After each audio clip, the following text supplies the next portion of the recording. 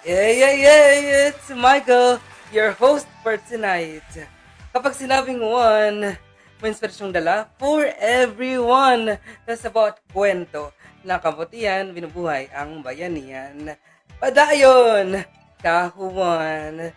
Good evening everyone at welcome sa first episode ng Padayon Kahuwan. Again, I'm your host, Michael, and ito, sagutin mo natin ang tanong na para saan ba ang Padayon Kahuwan. Ang programang ito ay brought to you by Bayanihan Initiative, and this program is for those people like me and like each, each, each of one here sa Bayanihan Initiatives na nag-volunteer or even those people, mga Good Samaritans at mga people na willing to help, have the initiative to help. At dito sa programa na to, is-spotlight natin sila, ang kwento nila, ang bibida. So, ready na ba kayo para sa ating episode for tonight? Sa ating mga nanonood dyan sa live, you can comment, share, and like this video. Use the hashtag Padayon Kahuwan. And also, dugtungan nyo to guys, Padayon ako sa blank. Again, hashtag Padayon ako sa blank. At sa gabing ito, ipipicture natin ng mga volunteers from Bayanihan Initiative. So, ready na ba kayo makilala silang lahat? Kasi ako, ready na po ako! So, sana ready na rin sila. So, please welcome the volunteers of Bayanihan Initiatives. Let's start off with fresh sa ating English circle. Walang iba kundi si Ate Sarah! Hello! Hi, Ate Sarah! Isang hi, hello naman sa ating mga kahuwan dyan. Magandang gabi sa lahat ng live viewers natin sa Facebook, saan mang sulok kayo ng mundo. Hello, guys! Oh, I really love your energy. Binibit mo ba energy ko, ate? Ayan, sige, ate, thank you so much. Ayan, ang susunod naman kay Ate Sarah, let's welcome ang nag-iisang lalaki sa guest natin volunteers. From Bayan Initiatives din, president siya, produkto rin ng English Circle, the batch 1, Kuya Paul! Hello mga kahuwan, isang magandang umaga, tanghali, hapon at gabi sa inyong lahat. Saan man pong panig ng mundo kayo naroroon. Ayan. Ayun. Salamat Kuya Paul. Akala ko sabi mo, magandang gabi, bayan. Ayan, Ayan. salamat Kuya Hi sa Paul. inyong lahat. Ayan, isang hi, hello. Yan, thank you so much. Ito naman, next naman sa ating mga guest volunteers from Bayan Initiatives pa din, ang ating Communications and Relations Officer. Walang iba kundi si Jasmine! Alright, isang hi, hello sa ating mga kahuwan dyan. Hello! Ay! Ayan, hello. Good evening po sa ating mga kahuwan. Ayan, welcome po sa ating first episode ng Padayon Kahuwan. Ayan, maraming salamat, Jasmine. At ito naman, ang, okay naman sabihin ko, ang ling ng Bayanihan Initiatives. This is welcome, Leah! Hi po sa ating mga kahuan. Magandang gabi po sa ating lahat. Magandang gabi. Yan, salamat sa hi, hello. Can we see our volunteers sa isang frame together with me? Ayan, maraming salamat po everyone and stay tuned po dahil mag-uusap tayo, magkukwento tayo together with the volunteers.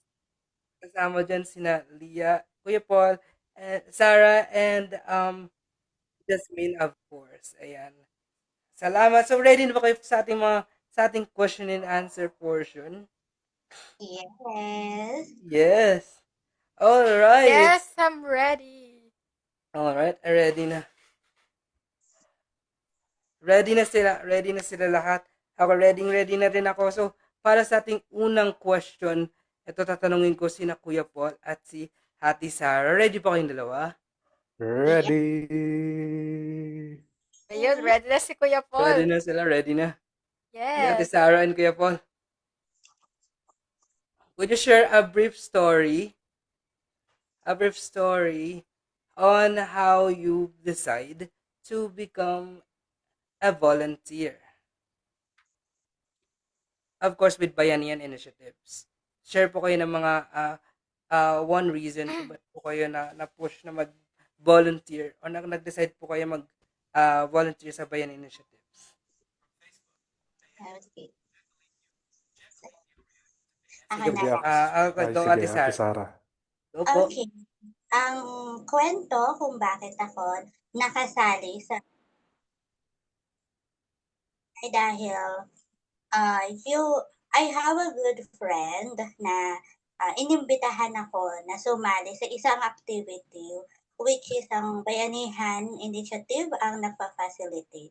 And then Yes. habang English session ako which is facilitated by the Bayanihan Initiative, nakita ko yung tulungan, yung bayanihan at yung pagkakaisa dito sa Bayanihan Initiative. So, sabi ko, pag ako talaga ay nagkaroon ng certificate, talagang sasabihin ko sa mga facilitator na gusto kong maging bahagi ng Bayanihan Initiative dahil katulad nila, gusto ko ring makatulong sa mga katulad ko na nag-uumpisa pa lang mag-explore sa lahat ng mga dapat salihan na support group.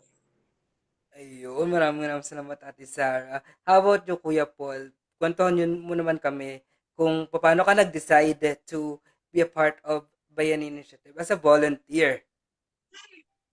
Sa akin naman, buhat na nga nag-join ako sa English circles, same with Ate Sarah, and also the weekend circle na noong Saturday, mas nakilala ko ang bawat isang facilitator at yung mga officers ng bayanihan at naging mas malinaw sa akin yung goal. Actually, nagkaroon ako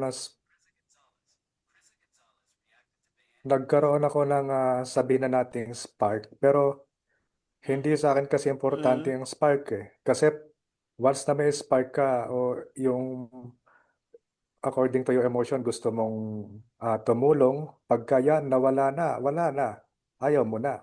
Yeah. So, ang pinanghugutan ko yung pinaka talagang deep reason kung bakit ko ba gusto talaga mag-join, which is makatulong.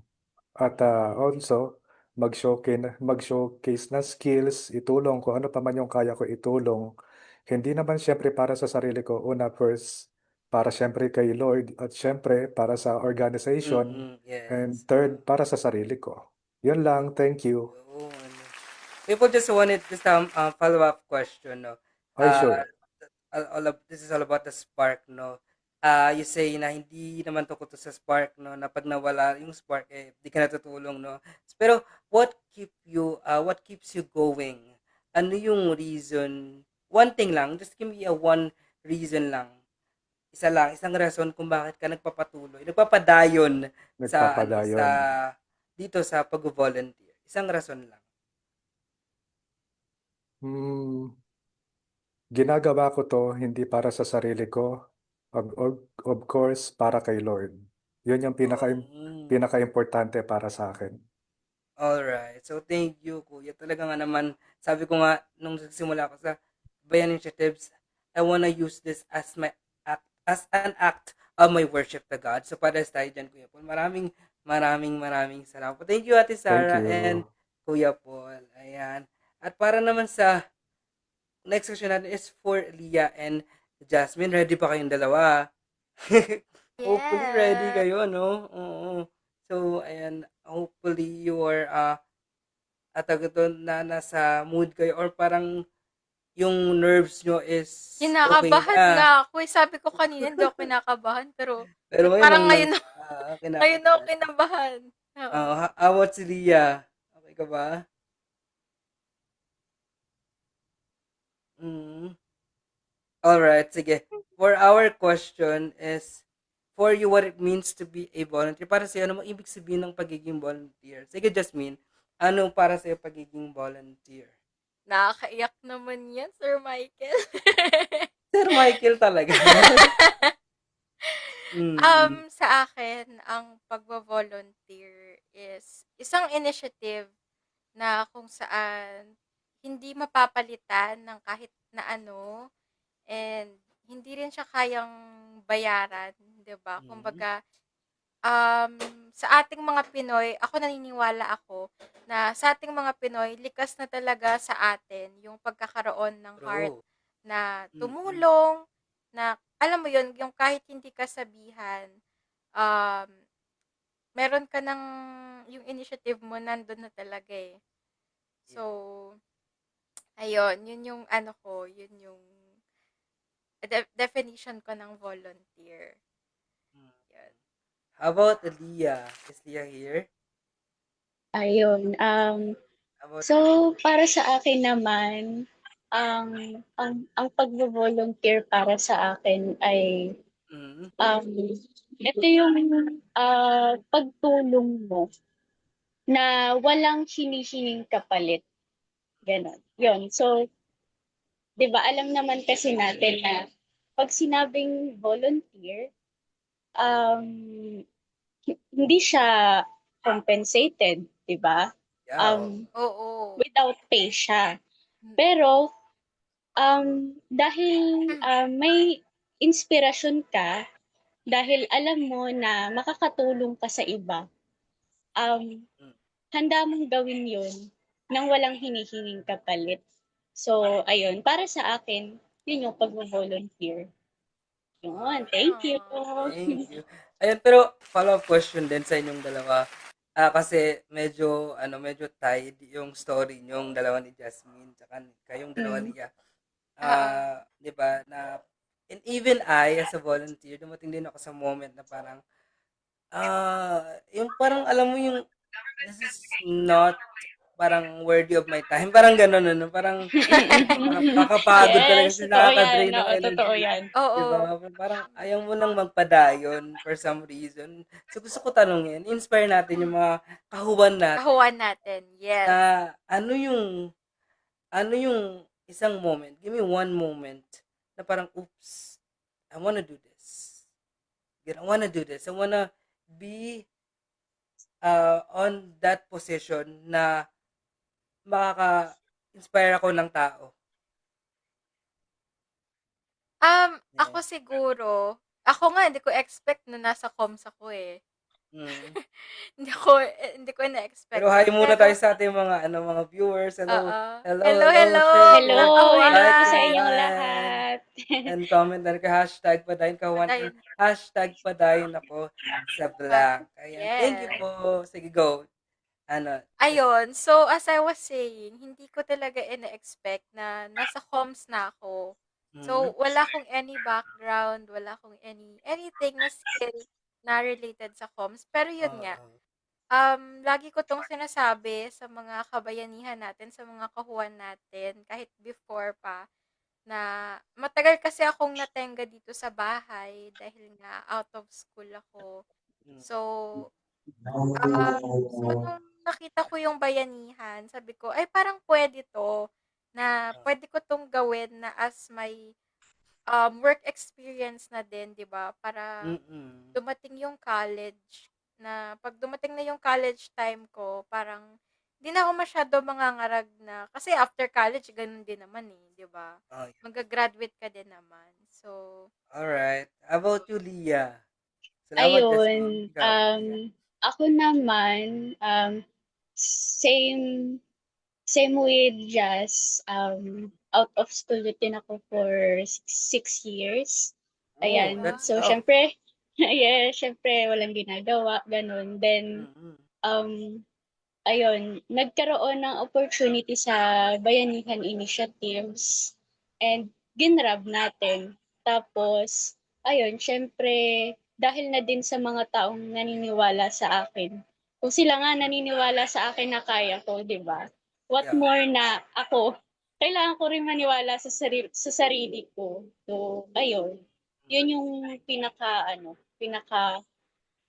maibibigay kong moment kung bakit Mm. ginagawa ko 'to.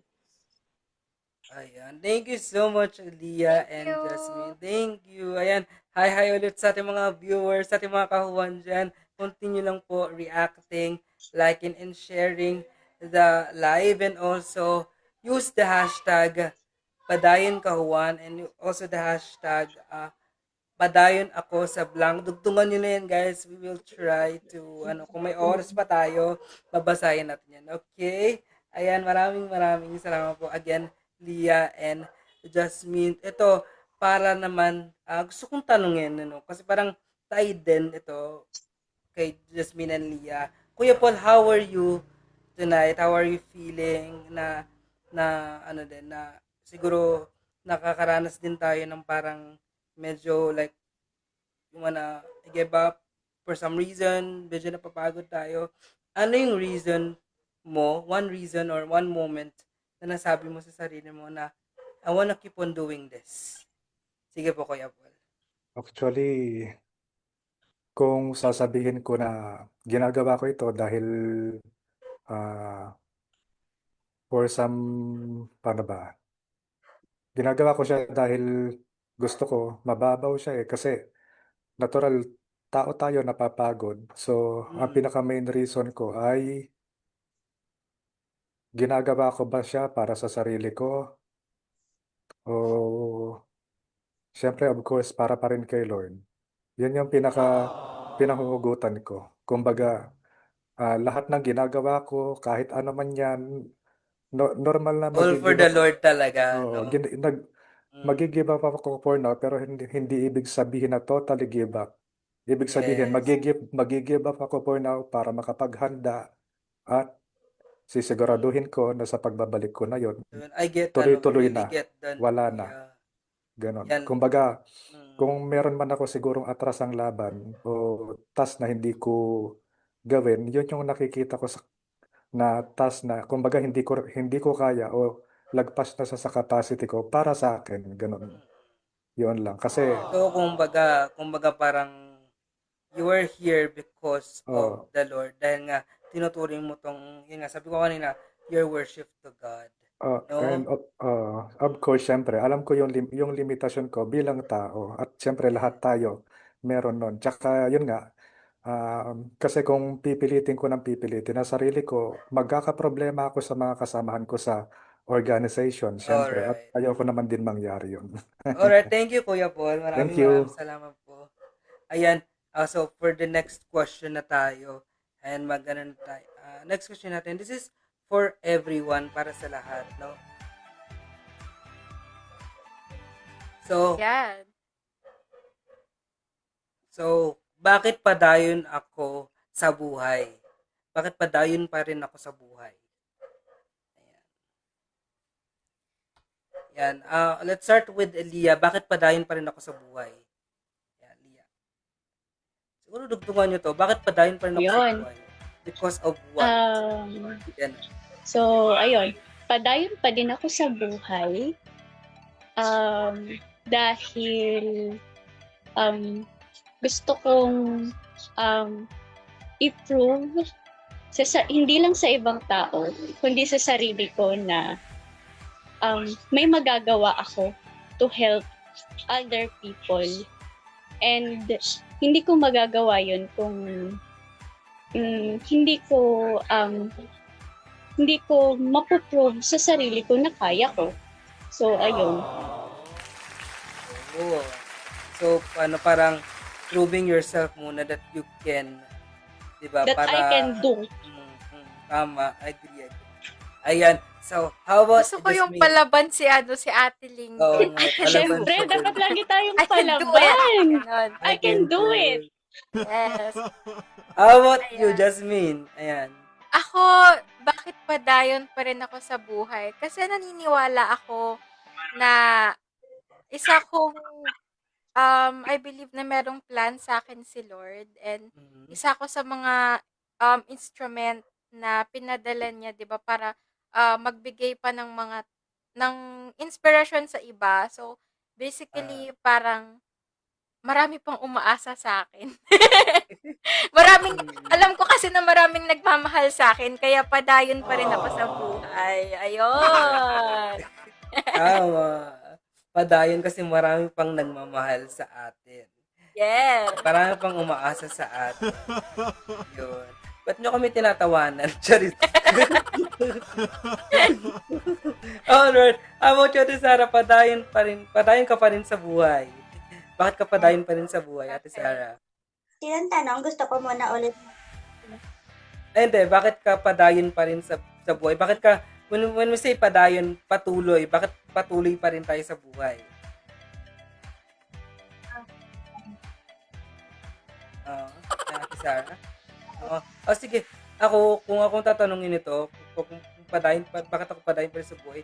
Because I have a purpose na unclear pa rin. May mga purpose ako na unclear pa rin, and I'm ready to discover every purpose na meron ako sa buhay ko. I think that's how life become parang nagiging interesting yung mga bagay na hindi mo alam, and you have to go out there to discover it. Yun. Let's go for an adventure, kumbaga.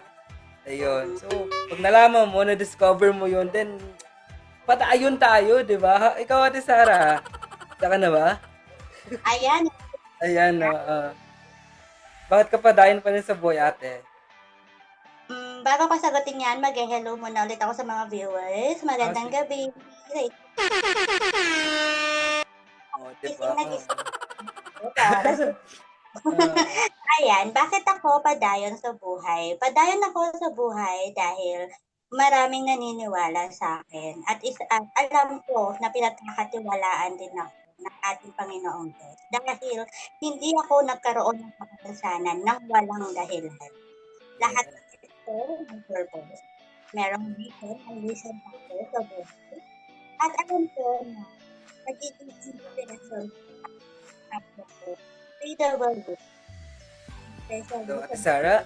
Ayan. Hello, Ate Sara. Hello. Ayan. Sige po, continue po. Medyo shopping po tayo. Sige po. Ay, double disability. So, alam ko na magiging inspiration pa ako at kaya padayon ako sa buhay para maka-inspire pa sa kapwa ko. For inspiration. Pa, ma-inspire sa mga kapwa ko. PWD. So, yun na. Alright, at salamat, Ate Sara. Let's go to Kuya Paul. Kuya Paul, how are you? How about you, Kuya Paul? How about you? Padayon ka pa rin sa buhay. Bakit ka padayon pa rin sa buhay? Simplihan natin ang sagot and straight answer. Mm-hmm. Padayon ako sa buhay dahil pag hindi ako nagpadayon sa buhay at totally nag-give up ako ang talo. That's all. Alright, thank you so much, Kuya Paul. Ang gaganda ng mga sagot nila. Padayon pa rin sa buhay for one reason. Dahil merong gamit ang buhay nila. Hindi lang para sa Diyos, kundi para din sa mga taong pwede nilang matulungan along the way. So ito na. Ito, #padayon ako sa blank. Kuya Paul, dugtungan natin to. Let's go, Kuya Paul. At sabihin nyo muna, #padayon ako sa blank. Go, Kuya. #padayon ako sa hamon ng buhay. Hey! Alright. Ate Sara, #padayon ako sa go. #padayon ako sa pagtanggap ng mga oportunidad pero may kasamang pagpapakumbaba. Padayon ako sa taong naniniwala sa akin, kakayanin ko ang lahat, at padayon ako sa binigay na mission sa akin ng Panginoon. Alright. Thank you so much, Ate Sara. How about you, Jasmine? Padayon ka sa blank. #padayon. Padayon ako sa pagsa-psychology. Eh! Hey! Mabuhay mga psikologista! Oo. Leah, how about you? Hashtag, do your hashtag. Padayon ako sa blank. Hashtag, Hmm? padayon ako sa mga taong naniniwala, sumusuporta, at nagmamahal sa akin. Yay! Maraming salamat, Kuya Paul, Leah, Ate Sarah, and Jasmine. Padayon lang tayo sa buhay. Padayon tayo. Every one of us is also a Juan, no? Na may kanya-kanyang kwento na patuloy na mag-inspire sa ating mga kapatid, sa ating mga kahuwan out there, no? So, tuloy nga lang lagi nating sinasabi na ang Padayon Kahuwan ay ang programa kung saan feature natin yung mga tao, yung mga taong gustong tumulong, mga volunteers na padayon pa rin sa pagtulong, no? And even those people na hindi sumusuko, na gusto talaga nilang tumulong kahit hindi sila mapansin, kahit hindi sila naghihintay ng kapalit, no? Yun, maganda yun. And dito sa Padayon Kahuwan, sila ang bida. Tulad nating lahat, tayo ang bida. At ako naman, hashtag padayon ako sa blank, hashtag padayon ako sa buhay ko ngayon, kung saan man ako dalhin ng Lord, saan man ako dalhin ng pagiging volunteer sa Bayan Initiative. I'm ready to discover, to unfold the surprises ahead. Yun ang padayon ko. Maraming salamat po ulit sa mga sumama sa atin ngayong gabi. Maraming salamat sa mga nanood dyan sa live, sa mga nag-share, nag-like, at hashtag din sa amin. Again, maraming salamat talaga. And just to quick yung point natin for tonight, ang pagiging volunteer, hindi lang siya tungkol sa kung anong ginagawa mo. Hindi lang siya tungkol sa kung ano yung mapapala mo. Hindi lang siya sa kung sino ang maapektuhan mo. Tungkol din siya sa kung ano yung meron dyan sa puso mo. Yun ang totoong Juan. Yun ang totoong volunteer. Yung nasa heart mo. Yung love na kaya mong i-spread, i-share sa mga taong pwede mong maapektuhan. Dahil pag nagmahal ka, ma-inspire mo sila na magmahal din. At yung pagmamahal na yun, magre-resulta yun ng initiative at willingness nila to help other people. Yan ang main point ng gabing ito. Kaya padayon lang tayo. Yan, maraming salamat po. Ako pa rin, guys, ang inyong host. Till next time, this is Michael. Lagi nating tandaan sa bawat kwento ng kabutihan, binubuhay ang bayanihan. Sana sabay-sabay tayo dyan sa mga comment section. Sabay-sabay po tayo na sabihin, padayon ka, Juan! Good night, everyone. Till next week, abangan natin ang magiging host natin na ang magpapa-inspire na naman sa atin ulit, no? Ang magdadala sa atin ng iba't ibang uri ng kwento na mag-motivate sa atin all throughout. Maraming salamat po. God bless. Good night, everyone.